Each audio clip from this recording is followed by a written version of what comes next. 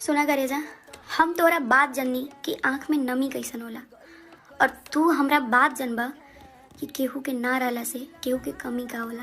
तो हेलो दोस्तों, कैसे आप लोग स्वागत करते हैं आपका इस चैनल टारगेट भोजपुरी में। जी हाँ दोस्तों, बता दो आप लोगों खेसारी लाल यादव के याद में फिर से काजल अगवानी नया वीडियो बनाई है खेसारी लाल के याद में, जो कि आप लोग वीडियो क्लिप में देख सकते हैं। सुना करेजा कि ना हम छोड़ब तोरा के ना तोरा के कहीं जाए देब, कि ना हम छोड़ब तोरा के ना तोरा के कहीं जाए देब, और ना हम खुद पटब केकरो से ना तोरा के केकरो से पटे देब। बुझाइल? बोला आप लोगों ने वीडियो क्लिप में देखा काजल अगवानी ने खेसारी लाल के याद में अपना यह वीडियो बनाकर डाली, जो कि आप लोग वीडियो क्लिप में देखे होंगे। बता दो आप लोगों को खेसारी लाल यादव और काजल अगवानी का बहुत ही जल्द नया फिल्म भी बनने जा रहा है। आप लोगों में से कितने दोनों को एक साथ फिल्म में देखना पसंद करते हैं, प्लीज आप लोग नीचे कमेंट कर दीजिएगा काजल अगवानी खेसारी लाल यादव। और आप लोगों को इन दोनों का जोड़ी कैसा लगता है, प्लीज आप लोग ये भी नीचे कमेंट कर दीजिएगा। और आप लोग ऐसे भोजपुरी से रिलेटिव वीडियो देखना पसंद करते हैं तो हमारे चैनल टारगेट भोजपुरी को सब्सक्राइब करके बेल आइकन दबा दीजिएगा। तो चलिए मिलते हैं अगले इन्फॉर्मेशन वीडियो के साथ।